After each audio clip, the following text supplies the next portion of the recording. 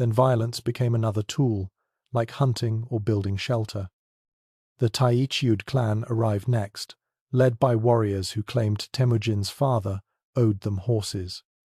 They found a teenager already hardened by loss, already learning to trust no one. Iron shackles closed around his wrists as they dragged him from his family's camp. His mother's wails faded into distance as horses carried him toward slavery. Months in captivity taught him about systematic control. The Taichiud kept him in a wooden collar called a kangwu, parading him through camps as an example. He memorized every guard's routine, every weakness in their watch patterns. The boy who killed his brother for stealing food now studied his captors with predators' patience. His escape came during a feast when guards drank themselves stupid on fermented mare's milk. Temujin slipped his bonds and vanished into darkness, the kangoo still locked around his neck. He hid neck-deep in river water while search parties thundered past, holding his breath each time torches swept the banks. An old man named Sorkin Shearer found him shivering at dawn, the wooden collar cutting bloody grooves in his shoulders.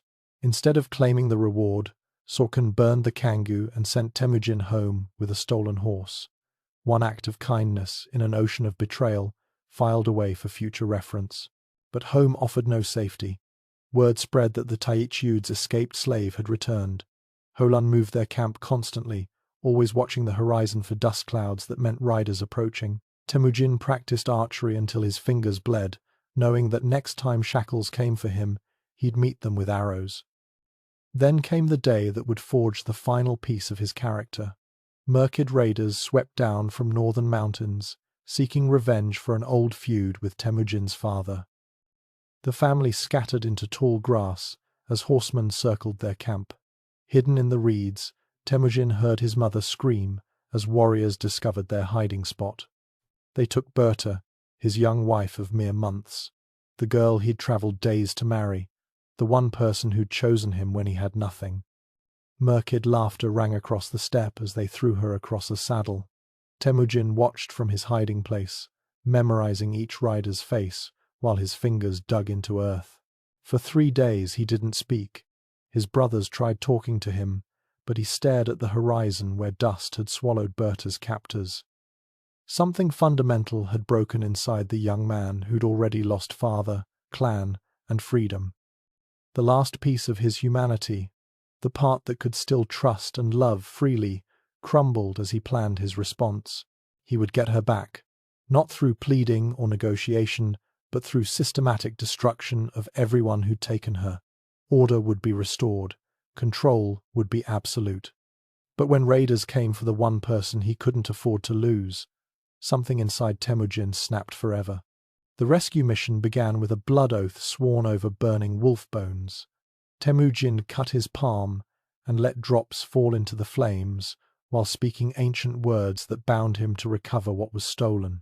His blood brother Jamuka arrived with 200 riders, their horses' hooves thundering across frozen ground. Old Tohrul Khan, who owed Temujin's father a debt, brought 10,000 more warriors. The combined force moved like a storm cloud across the steppe. Scouts returned with news that made Temujin's jaw clench. The Merkids had divided Berta and other captives among 3 separate camps, spreading them across valleys to prevent exactly this kind of rescue. His commanders wanted to strike the largest camp first. Temujin overruled them with 4 words that would define his future approach to warfare and control. "We take them all." The attacks came simultaneously at dawn.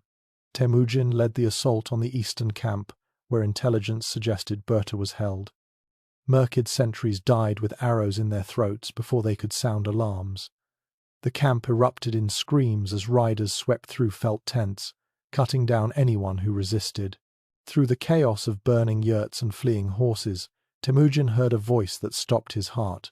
Berta's scream rose above the battle sounds, not in fear but in rage.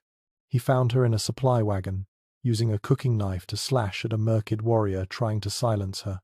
The man's blood sprayed across her face as Temujin's sword separated his head from his shoulders. She didn't recognize him at first. 8 months of captivity had changed them both. Her eyes held a hardness that matched his own, the innocence of their wedding night replaced by something sharper. When recognition finally came, She collapsed against his chest, her body shaking with sobs that sounded more like growls. "Never again," he whispered into her hair. The words carried weight beyond a simple promise. They became law. The ride back to their camp took 3 days. Berta rode beside him in silence, her swollen belly obvious beneath stolen merkid robes. Neither spoke about the pregnancy that couldn't possibly be his. The other rescued women whispered behind their hands, but one look from Temujin silenced them. His acceptance of her condition sent a message through the ranks. His woman, his decision, his control. But questions festered like untreated wounds. Warriors who'd fought beside him exchanged glances when Berta's condition became undeniable. Tradition demanded a husband reject a wife who'd been defiled by enemies. Custom required the child be left on the step to die. Temujin shattered both expectations with calculated precision. The child arrived during a spring storm that shook their Jur with violent winds. Temujin paced outside while Berta's screams mixed with thunder. His mother, Ho-Lun, emerged hours later carrying a bloody infant. A boy, healthy and strong, with features that could belong to any steppe warrior. "What will you name him?" Ho-Lun asked, watching her son's face for any sign of rejection. "Jochi, the eldest." The name itself was a declaration. This child would inherit as a true son regardless of blood. But even as Temujin held the infant, studying features that might or might not be his, something cold settled in his chest. Doubt was another form of chaos. Uncertainty bred weakness. The first rules came shortly after, simple edicts that seemed reasonable to warriors still celebrating their victory. No man could touch another's wife, even in jest. Women of the camp would sleep in designated areas, watched by guards Temujin personally selected. Any warrior who entered these areas without permission faced immediate execution. His generals accepted these laws as temporary measures, protection for traumatized captives. They didn't see the framework being constructed. Each rule built upon the last, creating walls invisible but absolute. Berta noticed first the way her husband's eyes tracked every man who spoke to her, how his hand tightened on his sword when she laughed at another's joke. "You're building a prison," she told him one night, as baby Jochi slept between them. "I'm building order," he corrected, his voice carrying that new note of iron. "Chaos took you once. Structure will ensure it never happens again." The transformation accelerated after their second son arrived. Chagatai came into the world with Temujin's unmistakable features, erasing any doubt about parentage. But instead of easing his control, having a certain air only intensified it. Now he had bloodlines to protect, legitimacy to maintain, power to consolidate. New laws emerged weekly. Women couldn't leave camp without escort. Marriages required his personal approval. Adultery became punishable by death for both parties. What started as protection evolved into possession, then into something darker that his people didn't yet have words for. Berta watched her husband change from the boy who'd hidden in reeds to a man who demanded absolute obedience. She'd survived merkid captivity, only to find herself in a different kind of cage. The walls were silk instead of rope, the guards were protectors instead of captors, but freedom had become a memory. Late at night, she sometimes wondered if Temujin's transformation began the day they took her, or if the seeds had been planted earlier, when he'd murdered his half-brother, when the Taichiud locked him in the Kango, when his father died choking on poisoned meat. Each betrayal had carved away pieces of his ability to trust, leaving only the need to control. The other wives began arriving once his power solidified. Political marriages to cement alliances, captured women from defeated tribes, gifts from subordinate chiefs. Each new addition came with expanded rules, stricter protocols. The simple ger where Jochi was born grew into a complex of tents, then into something larger. Berta remained first wife, but the title meant less as the household expanded. She watched Temujin distribute his attention like a general deploying troops, each interaction calculated for maximum control. Love had become another tool in his arsenal, affection rationed out to maintain order. "Remember when you promised I'd never be taken again?" she asked him after the 10th new wife arrived. "You haven't been," he replied without looking up from maps of future conquests. No one will ever take what's mine. The distinction cut deeper than any blade. She wasn't protected because he loved her. She was protected because she belonged to him. The boy who'd sworn blood oaths to rescue her had become a man who collected women like horses, valuable but ultimately replaceable. Their third son, Ogedai, arrived amid this growing system of control. Then Tolui. Each birth expanded Temujin's need for order. 4 sons meant 4 potential sources of chaos, 4 bloodlines that could challenge each other. The laws grew more elaborate, governing inheritance, succession, loyalty. But it was Jochi who bore the heaviest burden. The whispers about his parentage never fully died. Temujin's public acceptance couldn't erase private doubts. The boy grew up knowing his every action was scrutinized, his every success questioned. His father's protection came with a price that compounded daily. Years later, when Temujin had become Genghis Khan and the 4 Ordos sprawled across conquered territories, Berta would think back to those early days. The pattern had been so clear in retrospect. Each loss of control had triggered tighter restrictions. Each betrayal had birthed new laws. Each moment of chaos had demanded greater order. She'd been the first, the catalyst that transformed a traumatized young warrior into an emperor who would murder lovers at dawn. Her kidnapping hadn't just stolen 8 months of her life. It had broken something fundamental in the man who loved her, replacing trust with possession, replacing protection with control. The question of Jochi's parentage would haunt their family for generations, but it gave birth to something far more terrifying than doubts about bloodlines. It created a man who would write laws in secret, build cities of women, and turn intimacy itself into a battlefield where he could never lose control again. The whispered words spread through Temujin's camp like plague. Warriors huddled around dying fires, passing along memorized fragments of laws their leader scratched onto birch bark in his private ger. No one dared speak them aloud during daylight. These weren't proclamations announced with drums and ceremony. They emerged from shadows, carried by trusted men who'd proven their loyalty through blood. The first executions came without warning. A young warrior named Belgute had shared his tent with another man's wife, while her husband rode on a scouting mission. Dawn brought the sound of stakes being hammered into frozen ground. Belgute's screams lasted until noon, echoing off mountain walls while his lover suffocated beside him, her mouth packed with dirt to muffle her cries. Temujin watched from horseback, his face carved from stone. "The law is the law," he announced to assembled warriors. No one asked which law. No one had seen it written. They only knew that chaos had touched their leader once, stolen what was his, and now order would be maintained through terror. More rules emerged weekly, each more severe than the last. A man who looked too long at another's wife lost his eyes. A woman who met privately with any man not her husband faced the stake. Guards reported conversations, tracked movements, memorized patterns. The camp transformed from a military unit into something else entirely, a community where every glance carried potential death. Temujin's inner circle received the full code first, written in his own hand on scraped hide.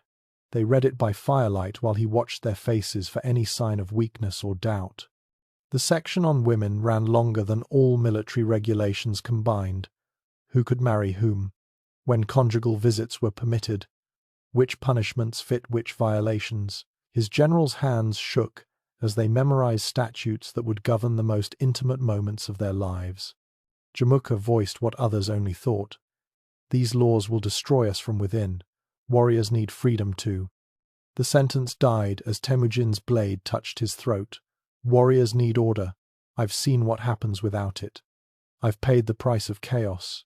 His voice carried memories of Berta's swollen belly, of doubts that would never fully die. "My people will know certainty." The code grew with each conquest, each betrayal, each moment that threatened Temujin's grip on his expanding world. A captured Chinese scribe taught him proper writing, and suddenly the whispered laws became permanent, carved into wooden tablets that traveled in locked boxes. Scholars would later call this collection the Yasa, the supreme law, but in those early years, warriors simply called them the silent rules. regulations that governed life and demanded death. Women felt the weight first and heaviest. The old steppe freedom where wives could divorce husbands, where widows chose new mates, where daughters rode alongside sons, crumbled under paragraphs of restrictions. Temujin appointed female guards not to protect but to watch. They reported conversations, monitored friendships, tracked monthly cycles with disturbing precision. His mother Holun watched her son's transformation with growing horror. The boy she'd raised on roots and bark now commanded thousands, but each victory brought new paranoia, fresh laws, tighter control. She found him one night writing by candlelight, his script flowing across hide in neat rows. "What drives this?" She gestured at stacks of completed statutes. "Your father never needed written laws. The old ways. The old ways let them take her." His stylus never paused. "The old ways left us starving. The old ways are dead." Holun studied her son's face, searching for traces of the child who'd once played in tall grass. She found only an architect of order, building walls from words and consequences. "You're creating something monstrous." "I'm creating something permanent." He set down his stylus and met her eyes. "My sons will inherit an empire where the rules are absolute, where no one questions bloodlines because questioning means death, where women are protected because touching them means execution, where chaos can never take root because I've burned away the soil it needs to grow." The irony wasn't lost on those who remembered the kidnapping. Temujin had rescued Berta from captivity only to imprison every woman who followed. His trauma had metastasized into law, spreading through his growing nation like a disease that presented as cure. Young warriors learned the marriage sections through bloody example. A promising captain named Subedete requested permission to wed a girl from a conquered tribe. He followed protocols perfectly, submitted written requests, waited for approval. The ceremony proceeded according to the Yasa's requirements. Guards verified the bride's virginity. Witnesses confirmed consent. Every detail aligned with written law. 3 days later, Subedete discovered his new wife meeting secretly with her former betrothed, a prisoner working in the horse herds. They'd only talked, sharing memories of their scattered tribe. But the Yasa made no distinctions. Private meetings equaled adultery, equaled death. Subedete himself delivered them to Temujin, knowing that any hesitation would mark him as weak. He watched his wife die at dawn, her former lover beside her, while the law he'd followed so carefully demanded their blood. The lesson spread through the ranks faster than any spoken command. The Yasa wasn't just about punishment. It was about complicity, forcing every man to become an enforcer, every woman a prisoner of protection. The code's influence reached beyond marriage and sexuality. Property laws, inheritance structures, military regulations, all flowed from Temujin's need to eliminate uncertainty. But it was the intimate statutes that cut deepest, that transformed daily life into a careful dance around invisible lines that could kill. A warrior's wife couldn't leave her jur after sunset without written permission. Women traveled in groups of 3 or more, never pairs, never alone. Widows remarried according to strict hierarchies that preserved bloodlines and prevented claims. Children belonged to their fathers absolutely, regardless of maternal wishes. Each rule solved a potential source of chaos by crushing human connections that might threaten order. The Yasa even governed emotions. Public displays of affection between spouses drew punishment. Excessive grief at a husband's death suggested improper attachment. Laughing too freely, dressing too beautifully, speaking too confidently, all became crimes that started with warnings and escalated to death.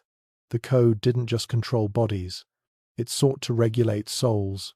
Some warriors fled rather than submit, taking their families into the vast steppe, where Temujin's reach hadn't yet extended. They became warnings for those who remained. Hunting parties would return with heads mounted on spears, deserters who'd learned that the Yasa's reach exceeded its written borders. Their wives and daughters joined the growing camps of women that followed Temujin's army, absorbed into a system they died trying to escape.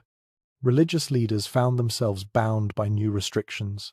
Shamans who'd once moved freely between camps now needed permits.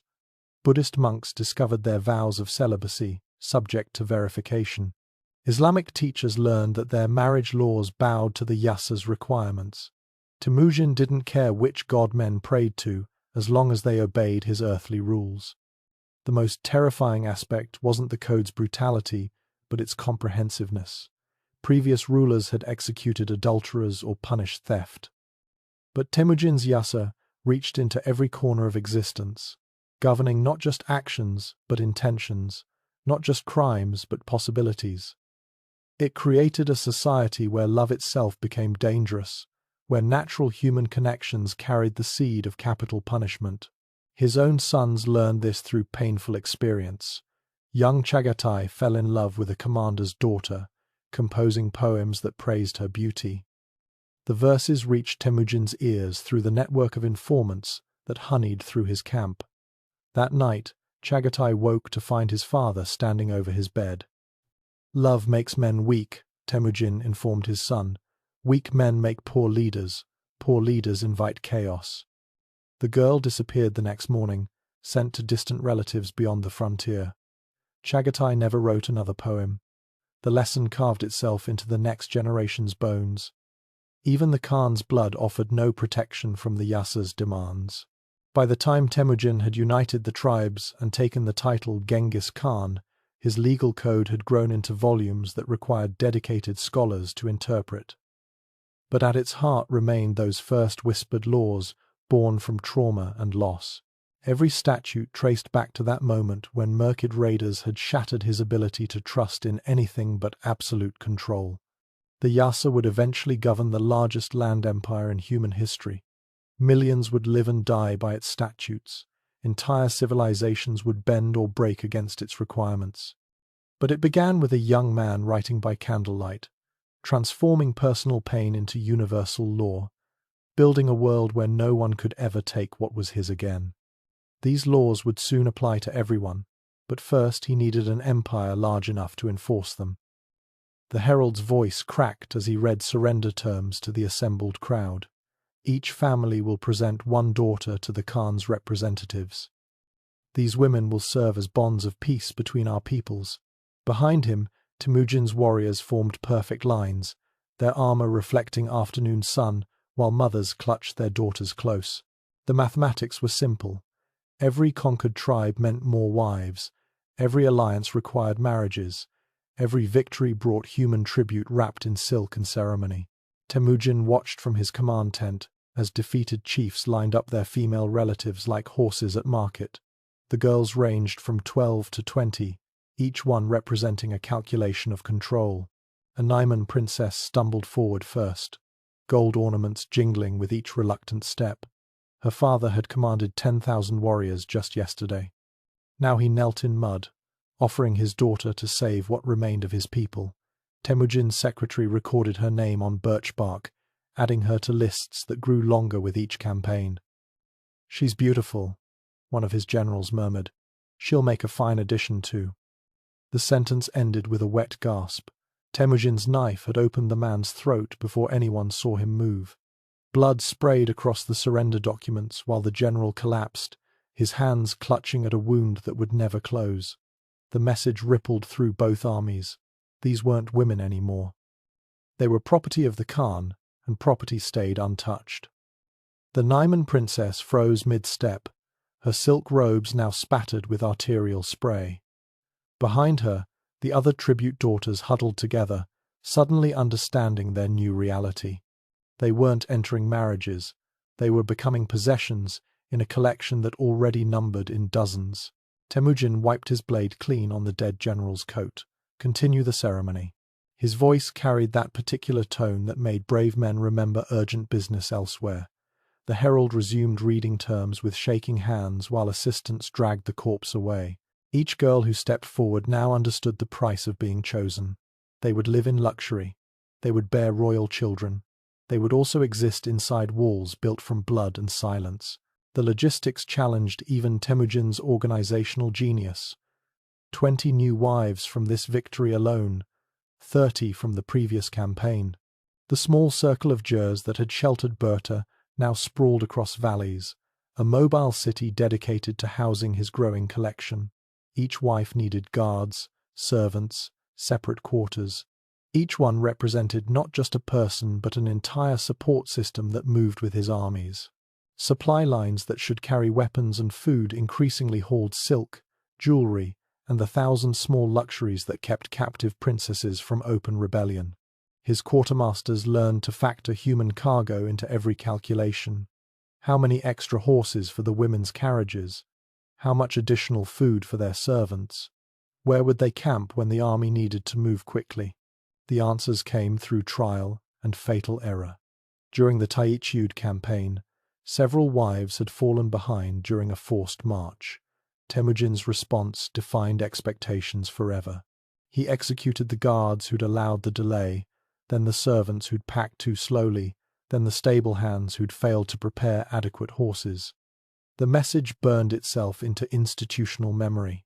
The Khan's women moved with the same priority as his weapons. But movement was only part of the challenge. Housing presented complexities that would have broken lesser administrators. Each wife required separate quarters to prevent the jealousies and alliances that could threaten order. Berta, as first wife, commanded the central ger, but even her position came with careful boundaries. The other women orbited her authority like planets around a sun, close enough to show respect but far enough to prevent conspiracy. The Kerit princesses occupied the eastern section, their gers arranged by age and status. Naiman wives filled the western quarter, carefully separated from their traditional enemies among the Taichud women to the north. Southern quarters housed the daughters of various smaller tribes, the organizational chart of their placement requiring dedicated scribes to track. Guards patrolled boundaries between sections with the same vigilance they'd show on battlefield perimeters. Women could visit other quarters only with written permission, their movements tracked and reported. The simple act of sharing tea became a political maneuver requiring approval from 3 different administrators. Food distribution followed military precision. Each wife received rations based on rank, fertility, and current favor. Pregnant women earned double portions. Those who'd borne sons ate better than those who'd produced only daughters. New additions started with basic allowances that could increase or decrease based on behavior and compliance.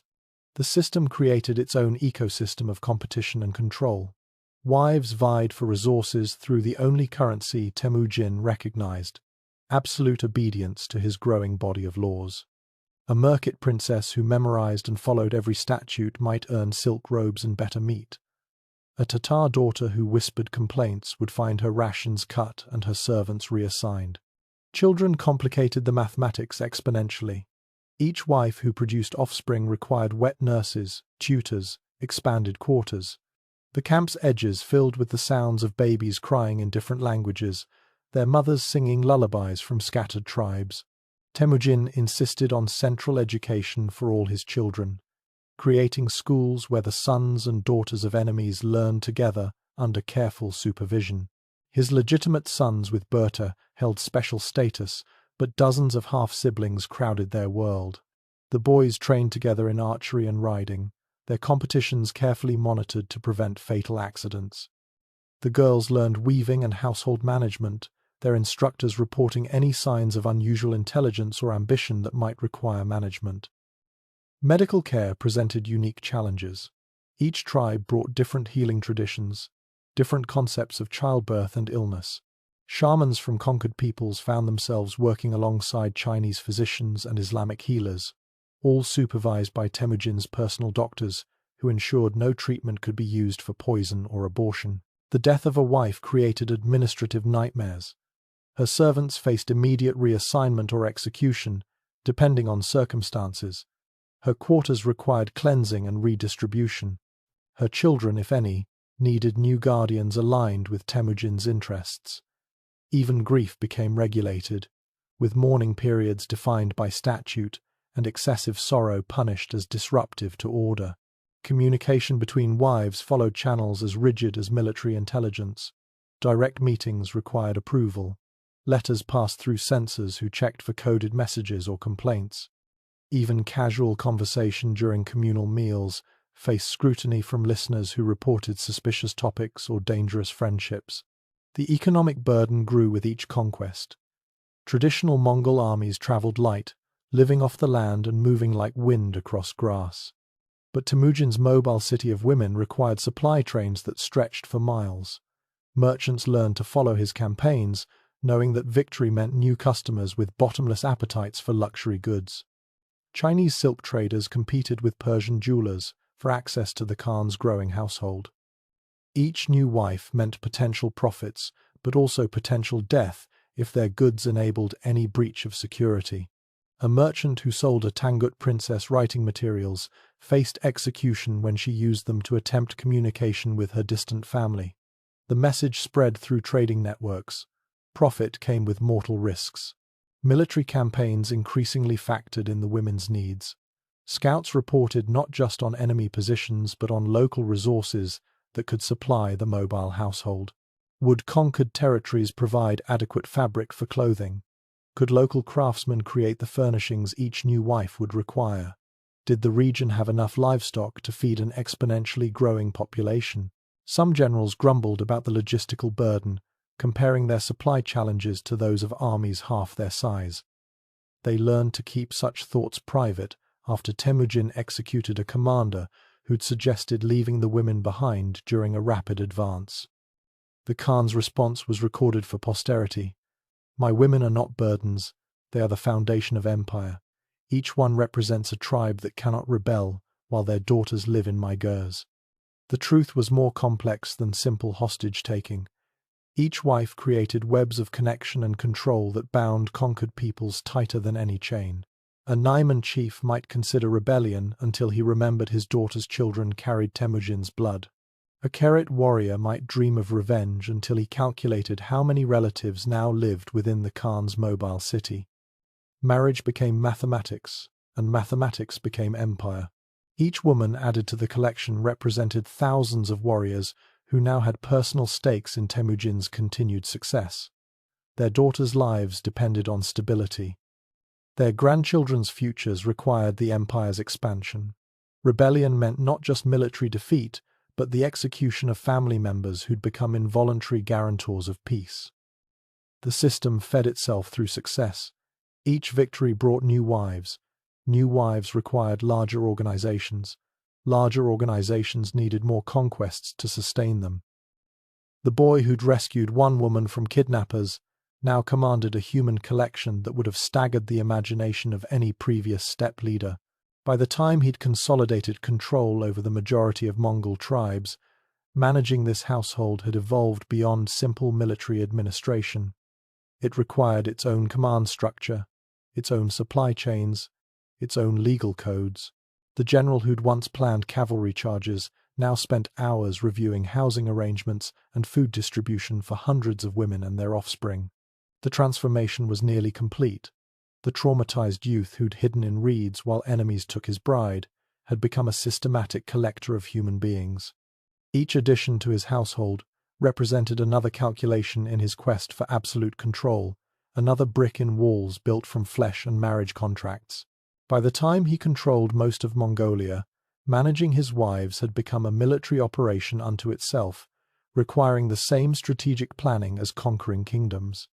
Guards' boots crunched across frozen grass in perfect synchronization.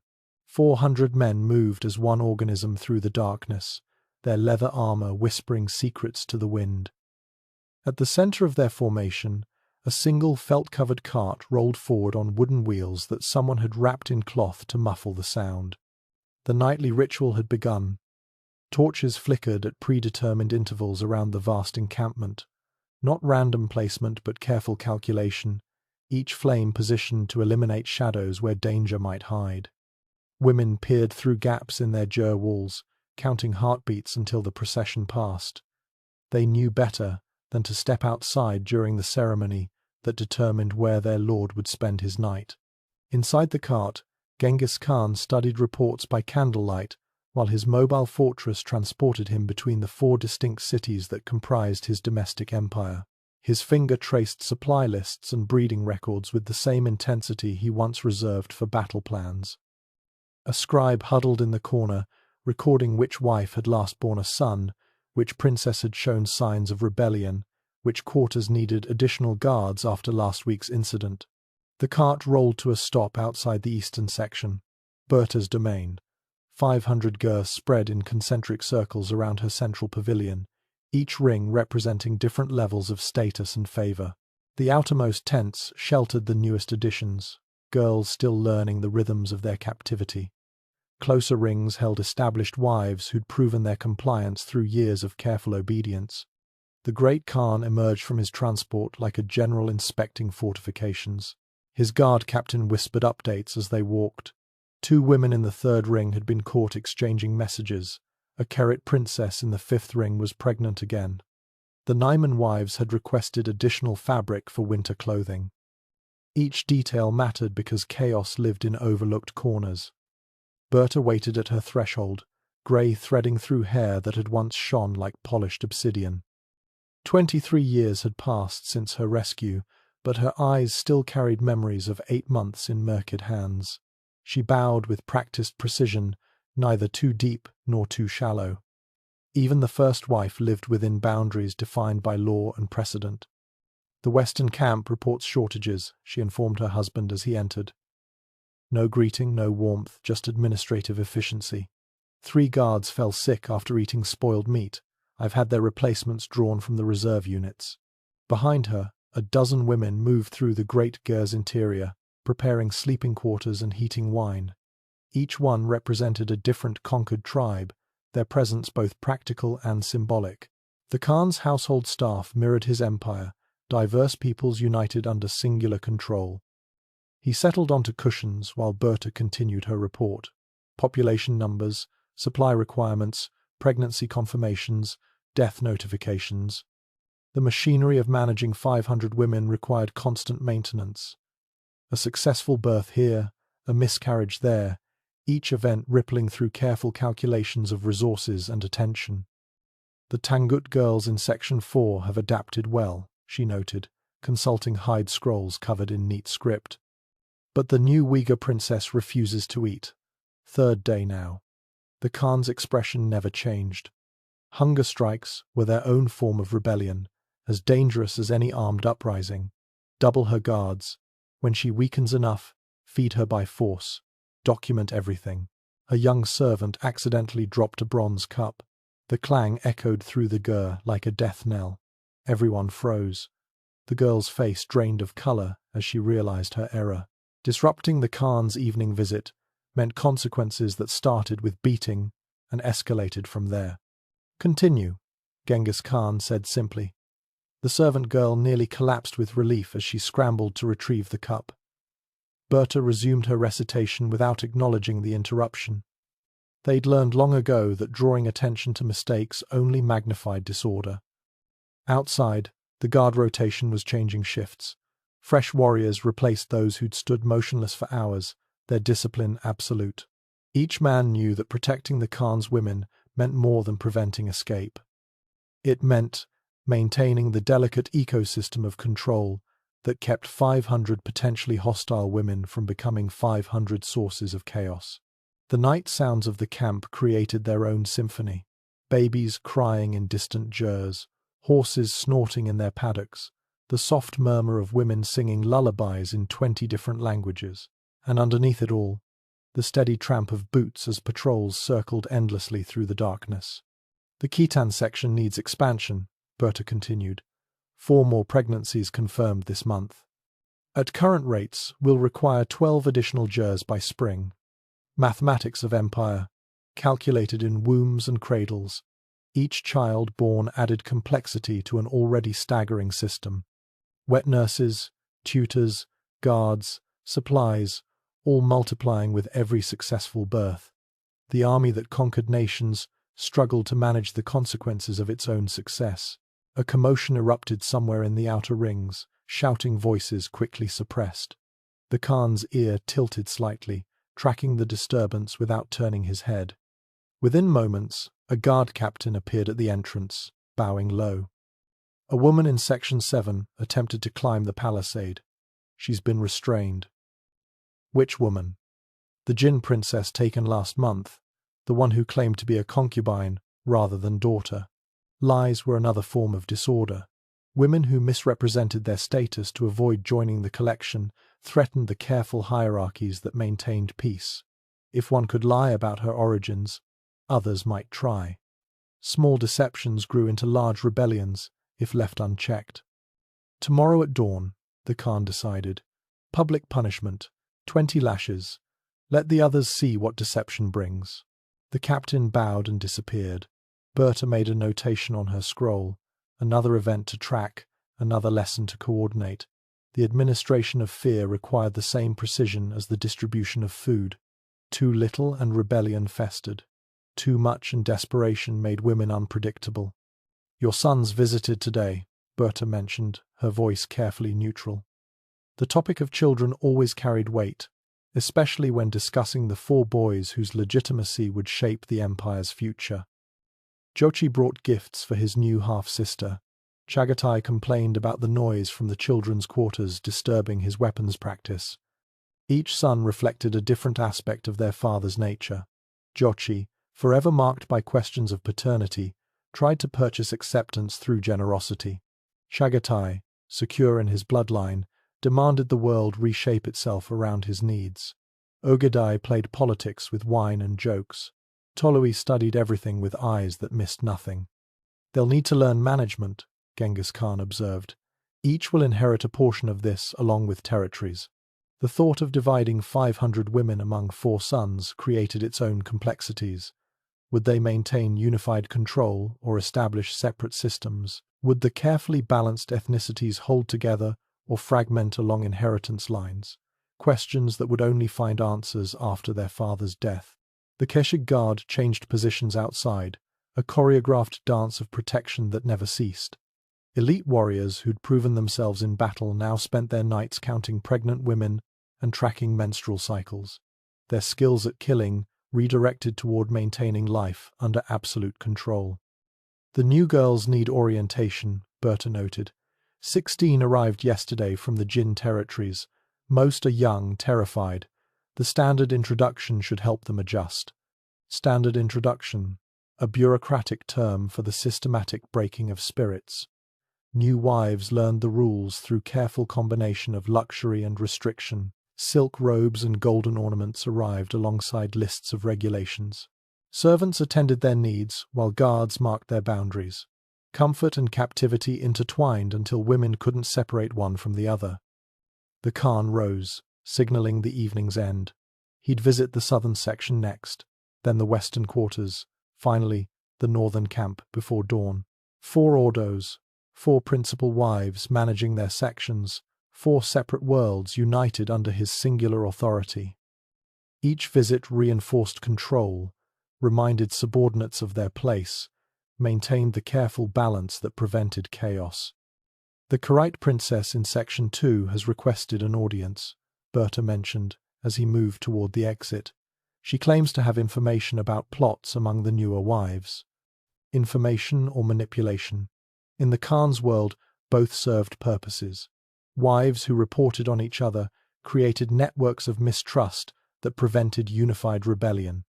But wives who lied to gain favor threatened the system's integrity. Each accusation required investigation, verification, consequences. Send her to the morning tribunal. I'll hear her then. The guards formed around him as he left Berta's ger. His mobile fortress waited, ready to transport him to the next section of his domestic empire. 4 camps, 500 women, thousands of children, tens of thousands of guards and servants, all flowing from one man's need to ensure that chaos could never again steal what belonged to him. The cart began rolling toward the southern section. Inside, the Khan returned to his scrolls and calculations, supply lines, pregnancy rates, punishment schedules.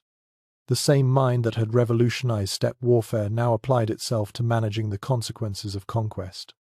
Each number represented a person, but people were just another resource to be controlled. As the procession moved through darkness, women in their gers counted the moments until it passed. Some prayed to forget they'd ever known freedom. Others dreamed of homes they'd never see again. A few plotted impossible escapes. But all understood the fundamental truth of their existence.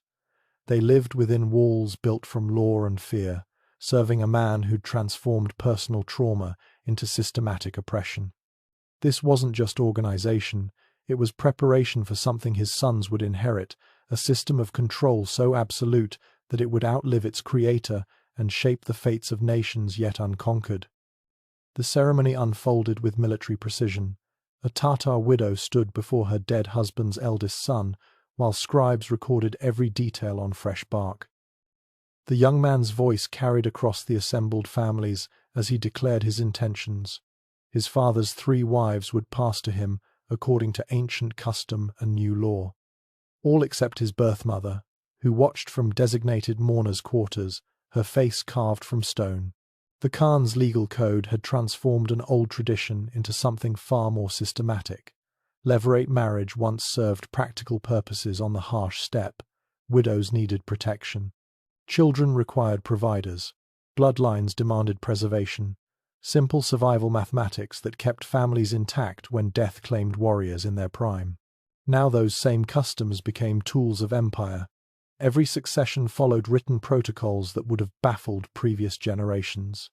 The eldest son inherited his father's wives, but documentation tracked each transfer. Guards verified consent that everyone understood was purely ceremonial. Scribes noted which women moved between tents, creating genealogies that stretched across conquered territories. The Tatar son completed his declarations while his new wives lined up behind him, the youngest barely 16 summers, the oldest approaching 40 winters. Their eyes stayed fixed on the ground as custom demanded. Behind them, children watched their mothers become stepmothers through bureaucratic alchemy that cared nothing for emotional bonds. Each transfer sent ripples through the camp's careful hierarchies. A wife who'd commanded respect under her first husband might find herself diminished under his son's authority. Age gaps that spanned decades created household tensions no amount of law could fully suppress. Young men inherited women who'd known them as infants, creating dynamics that poisoned daily interactions. Genghis Khan observed these ceremonies personally when they involved prominent families. His presence reminded everyone that these transfers weren't just tradition but law, violations of which carried consequences written in blood. A son who rejected his father's wives insulted the dead and threatened the system's integrity. A widow who refused her assigned protector challenged the order that kept chaos at bay. The mathematics grew more complex with each generation. A successful warrior might accumulate a dozen wives through conquest and alliance. His death created an inheritance puzzle that lesser minds couldn't solve. Did all wives go to the eldest son? Could younger brothers claim shares? What happened when sons from different mothers competed for the same women? The Yasa provided answers with typical brutal clarity. Eldest sons held primary claims, but younger brothers could petition for specific wives based on household needs. No woman could remain unmarried. No household could harbor unattached females. The law closed every loophole that might allow independence or create uncertainty about control. Real tragedy lived in the children who watched these transfers. A boy might see his mother pass to his half-brother like livestock at market. Girls observed their futures, written in their mother's fates, understanding they too would someday stand in similar lines.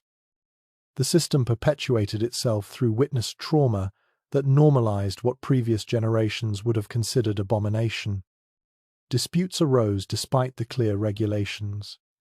2 brothers might claim the same favored wife, each citing different provisions of inheritance law. A widow might carry another man's child, complicating bloodline calculations. Young wives sometimes formed bonds with their husband's sons before his death, creating emotional tangles that threatened household stability. The Khan's tribunals handled such cases with precedents that became their own body of law. A pregnant widow went to whoever would claim the child. Brothers who couldn't agree lost all rights while the woman went to a neutral third party. Emotional attachments meant nothing against written statute. The system ground forward, crushing individual desires beneath administrative necessity. Some women adapted by becoming experts in succession law. They cultivated relationships with multiple sons, hedging against uncertain futures. Others hoarded resources that might ease transitions between households. The smartest ones bore children quickly, knowing that mothers of sons earned marginally better treatment than barren wives or mothers of mere daughters. A Jin princess mastered the system so completely that she effectively chose her inheritor. Through careful manipulation of household dynamics, she engineered conflicts between her husband's sons until only her preferred candidate remained viable. The Khan's administrators studied her methods, updating regulations to prevent such agency in future successions. The practice created its own economy. Younger sons who inherited valuable wives could trade them for political advantage. A widow with connections to her birth tribe might be worth horses or warriors to the right recipient. Women became currency in transactions that bound families together through shared ownership of human beings. Guards tracked every transfer with the same precision they applied to military supplies. A wife who moved between camps required escorts, documentation, verification at both ends. Her possessions, children, and servants created logistical challenges that multiplied with each reassignment. The simple act of inheritance might involve moving entire households across hostile territory. Cultural differences complicated matters further. Chinese wives expected different treatment than Mongol women. Islamic traditions clashed with steppe customs. Each ethnic group within the Khan's collection brought expectations that the Yasa overruled, but couldn't entirely erase. Inheritance ceremonies became battlegrounds between tradition and law. The most disturbing cases involved very young inheritors. Boys of 12 or 13 suddenly acquired their fathers' households, including women old enough to be their grandmothers. The law made no age exceptions. If the eldest son could ride and draw a bow, he could inherit wives. These child lords struggled to maintain authority over women who'd lived full lives before they were born. Mongol tradition had always included some form of wife inheritance, but the Khan system transformed it into something unrecognizable. What once helped families survive became a tool for binding conquered peoples. Every widow who passed to her stepson created new chains of obligation and control that stretched across generations. The psychological toll showed in rising suicide rates among inherited wives. Women who'd endured capture and forced marriage sometimes broke when faced with transfer to their stepsons. The Khan's response was typically practical. Suicide became a crime against the husband's family, punishable by confiscation of the woman's birth family's property. Even death offered no escape from the system. A woman who died between husbands created administrative crises. Her children needed guardians. Her property required distribution. Her servants faced reassignment or execution. Death itself became another transaction requiring documentation and approval. The practice reached its most grotesque extremes in prominent families. When Genghis Khan's own brother died, his wives faced the same inheritance procedures as any common warrior's household. The Khan's nephew stood before his uncle's administrators, formally claiming women who'd shared his childhood meals. The ceremony proceeded with identical precision, whether involving royalty or herdsmen. Exceptions existed but remained vanishingly rare. A wife who'd borne many sons might petition for assignment to one of them rather than her stepson. Women with valuable skills sometimes negotiated positions as household administrators rather than inherited wives, but these cases required navigating bureaucracies that discouraged special treatment. The records survived in meticulous detail. Thousands of transfers documented on hide and bark, creating genealogies that tracked human property across decades. Modern historians would study these documents with fascination and horror, tracing how systematic oppression became normalized through repetition and law. By the empire's height, the practice had spread beyond Mongol territories. Conquered peoples found their own inheritance customs rewritten to match the Khan's requirements. Local traditions bent or broke against Yasa mandates. What started as one man's need for control became universal law across the largest contiguous empire in human history. The system's greatest cruelty lay in its efficiency. Unlike random violence or arbitrary oppression, the inheritance laws operated with clockwork precision. Every widow knew her fate before her husband's body cooled. Every son understood his future responsibilities from childhood. Certainty replaced hope, law replaced chance, and women passed between generations like any other inherited property. But controlling the living wasn't enough. He needed to control his legacy from beyond the grave. The laboratory technician dropped her coffee cup when the results appeared on screen. 16 million living descendants. The ceramic shattered against linoleum while she rechecked the data, certain the computer had malfunctioned, but the genetic markers told the same story across every sample. From Beijing to Warsaw, from Tehran to Moscow, the Y chromosome signature appeared with clockwork regularity. One man's DNA threading through 8% of men across the former Mongol Empire. The numbers defied comprehension until you understood the system behind them. Professor Zerjal's team at Oxford published their findings in 2003, but the implications took years to fully grasp. Statistical models suggested this genetic father lived approximately 1,000 years ago. Historical records pointed to only one candidate who combined the timeline, geography, and opportunity. The computers confirmed what the Yasa had engineered centuries before modern science existed. 500 official wives represented just the documented fraction. Guards recorded legitimate marriages, tracked noble bloodlines, monitored pregnancies among women whose names survived in administrative scrolls. But the empire's expansion created opportunities beyond formal documentation. Every conquered city, every shattered defense, every negotiated surrender included unrecorded human tributes. Conservative estimates suggested 2,000 women passed through the Khan's control during his lifetime. Some historians argued for higher numbers, pointing to gaps in records, destroyed documents, oral traditions that spoke of harems stretching beyond any single man's ability to visit.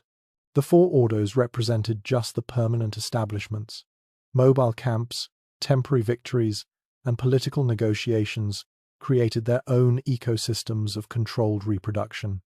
The mathematics of biology met the efficiency of empire. A healthy man in his prime could father a child every few days given sufficient partners. Multiply that capacity across 4 decades of conquest, add systematic organization that tracked fertility cycles and maximized reproductive opportunities, and the numbers began making terrible sense. The Yasa didn't just control women, it engineered a breeding program that would echo through millennia. His sons inherited both the system and the genetic imperative. Jochi, despite questions about his paternity, fathered dozens of children across his assigned territories. Chagatai's descendants ruled Central Asia for centuries. Ogedai's fertility matched his appetite for wine. Tolui's bloodline would produce Kublai Khan and the Yuan dynasty. Each son became a genetic amplifier, spreading their father's chromosomes through their own collections of wives. The grandsons continued the pattern with mechanical precision. Administrative records from the Yuan dynasty showed imperial princes maintaining households of 300 women or more. Not for pleasure, though that existed, but for the calculated propagation of bloodlines that carried political legitimacy. Every pregnancy became a political act. Every birth expanded networks of control that bound conquered peoples through shared genetics. Modern geneticists found the markers everywhere they looked. The Hazara people of Afghanistan, with their distinctive Asian features amid Central Asian populations, carried the highest concentrations. Genetic analysis confirmed oral traditions that claimed direct descent from Mongol garrisons. Their DNA told stories that historical records had lost or destroyed. But individual populations represented only fragments of the larger pattern. The Y chromosome signature appeared in Russian nobles who'd never suspected Asian ancestry. It surfaced in Persian merchants, Chinese farmers, Eastern European Jews. The genetic river flowed through social classes and ethnic boundaries, carried by centuries of migration, intermarriage, and forgotten connections. Scientists refined their estimates with each technological advance. Early studies suggested 8% of men in the former empire's territories. Updated analysis pushed the numbers higher. 16 million direct male line descendants represented only those carrying the Y chromosome. Add female descendants, whose mitochondrial DNA told different stories, and the numbers doubled, tripled, expanded beyond meaningful comprehension. The discovery shattered comfortable assumptions about historical irrelevance. Events from 8 centuries ago lived in the cells of modern humans who'd never heard of the Yasa, never learned about systematic wife collection, never imagined their genetic heritage traced to calculated breeding programs. Corporate executives in Tokyo shared chromosomes with taxi drivers in Tehran, their connection written in acids and proteins. Some descendants embraced the discovery with pride, claiming connection to historical greatness.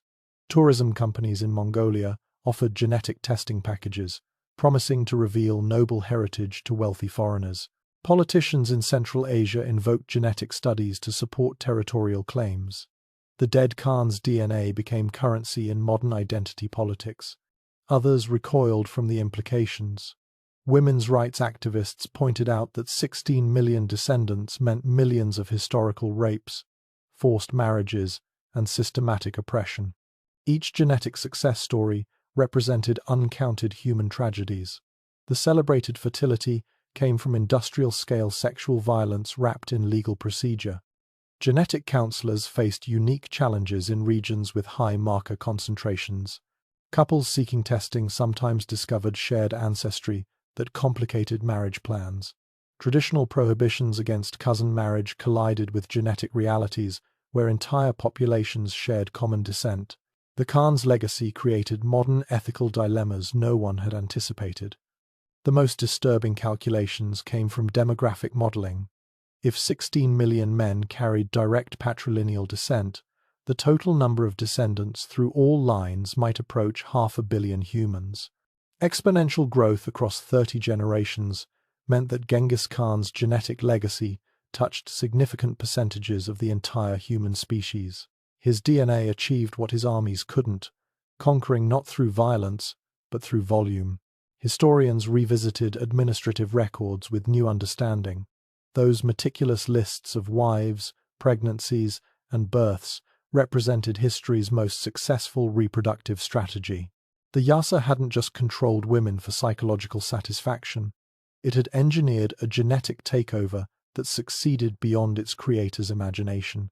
The four ordos, those carefully managed cities of women, served as more than symbols of power.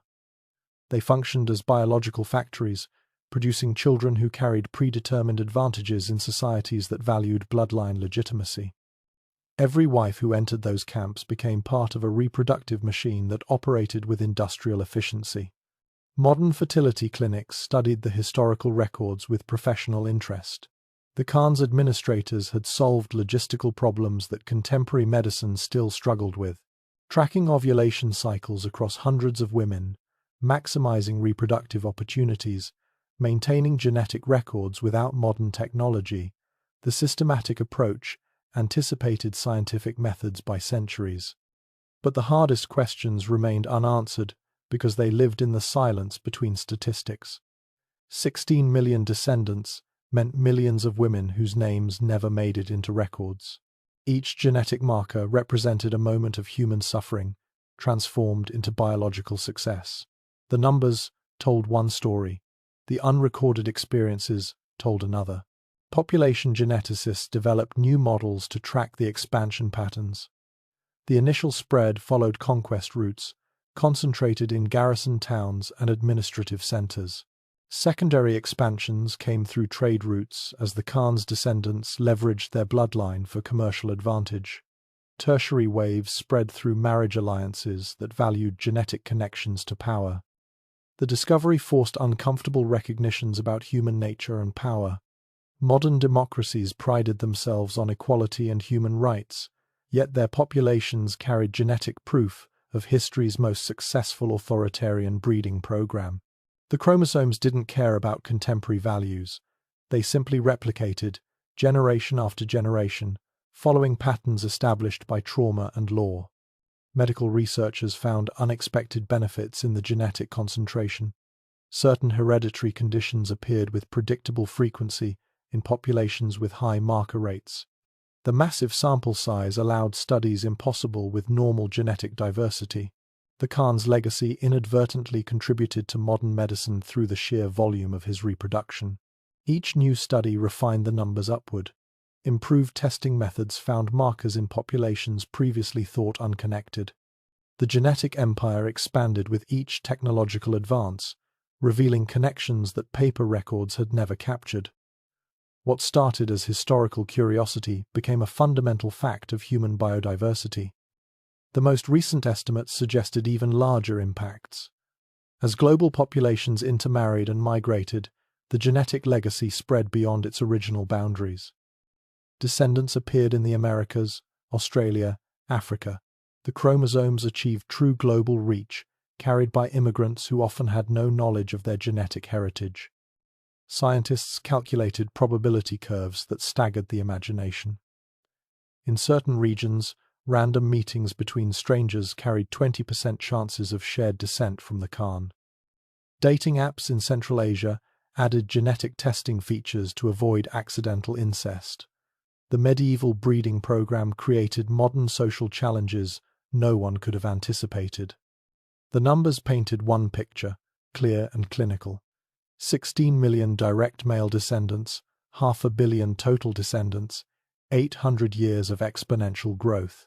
But behind those statistics lived the systematic transformation of women into breeding stock, the calculated use of rape as reproductive strategy, the engineering of genetic dominance through traumatic control. This was Genghis Khan's true monument, not the conquered cities or shattered armies, but the chromosomes threading through humanity's genome. He'd built an empire that conquered from inside human cells, spreading with each generation, achieving immortality through volume rather than memory. The Yasa had worked exactly as designed, transforming personal trauma into species-wide genetic legacy. The final calculations suggested something even more disturbing. Given current growth rates and global intermarriage patterns, within another few centuries, the majority of humans might carry some genetic connection to this singular historic figure. His DNA would achieve universal reach through simple mathematics and time. The numbers told one story, but the human cost behind closed doors was about to explode. The messenger's horn shattered the pre-dawn quiet like a blade through silk. Guards converged on the northern sector, where Urgadai's mother maintained her household, their boots hammering frozen earth in perfect synchronization. Something had broken the night's routine, something that demanded immediate response from men trained to expect the worst. Inside the central command, Ger, 3 administrators hunched over their record scrolls, candle wax dripping onto lists of names and infractions. The senior scribe's stylus paused mid-stroke as footsteps approached. Heavy ones, moving with purpose that meant either urgent news or imminent execution. In the Khan's household, both arrived without warning.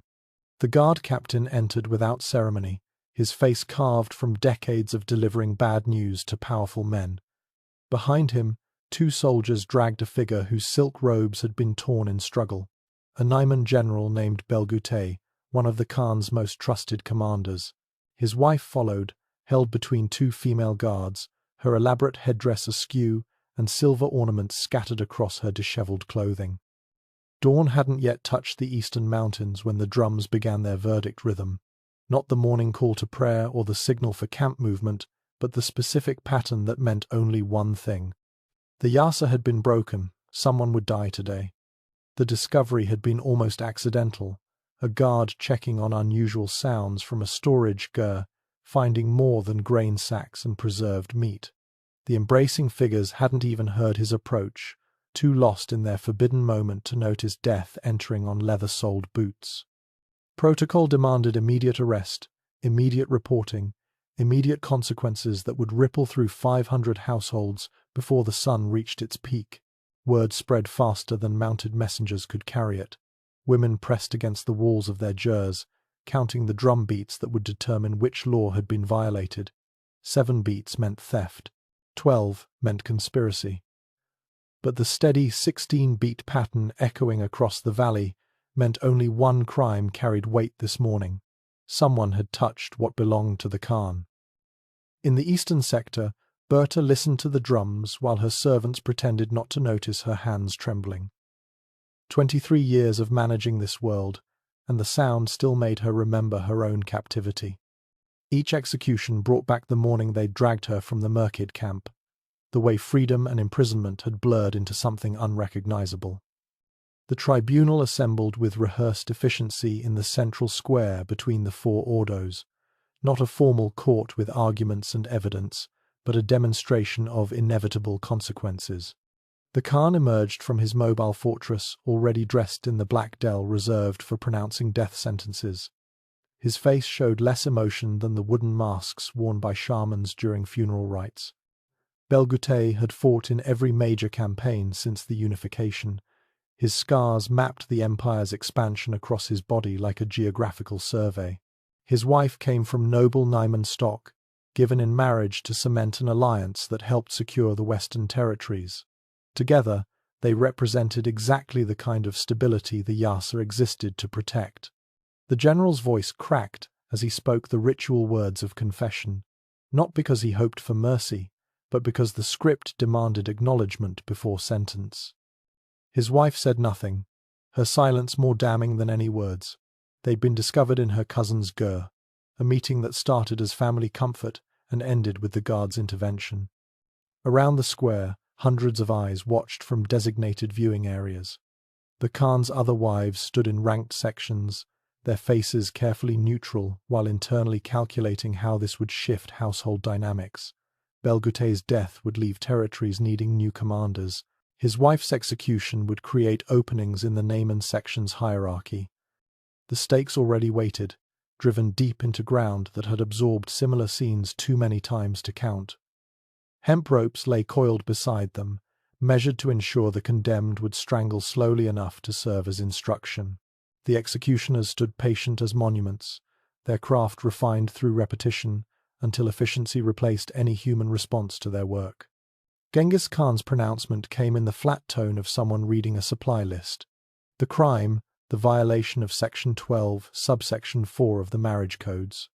The sentence, death by strangulation for both parties. The time, immediately. No appeals existed in a system where law replaced judgment. The crowd's composition told its own story about the Yasa's reach. Mongol warriors who'd laughed at death in battle flinched as the condemned were bound to their stakes. Chinese scribes who'd served sophisticated courts clutched their writing materials with white knuckles. Islamic teachers who preached about Allah's mercy watched their theological certainties crumble against the reality of absolute earthly power. A young wife in the Tangut section fainted when the executioners began their work. The woman beside her didn't move to help, knowing that excessive sympathy might mark her as harboring similar intentions. Throughout the crowd, women calculated the safest response. Too much emotion suggested dangerous empathy. Too little might imply defiance. The knife's edge of survival required perfect balance. The general died first, his warrior's strength making the process longer than anyone preferred. His wife followed, her smaller frame providing less resistance to the rope's pressure. The drums maintained their rhythm throughout, marking time until both bodies hung motionless in the morning light that finally crept across the mountains. But the executions were only the beginning of the Yasa's response.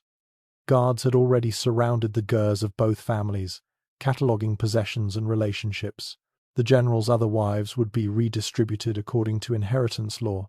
His children faced immediate relocation to prevent clan-based revenge. Every connection between the dead pair required investigation and potential severing. In the command ger, administrators updated their scrolls with practiced efficiency. 2 names moved from active to deceased columns, property distributions calculated, guard rotations adjusted to cover the general's former responsibilities. The machinery of control ground forward, transforming human tragedy into administrative procedure. The Khan remained at the execution site longer than usual, his presence ensuring everyone understood the morning's lesson. His own household wasn't exempt from the law. Trust earned through decades of service meant nothing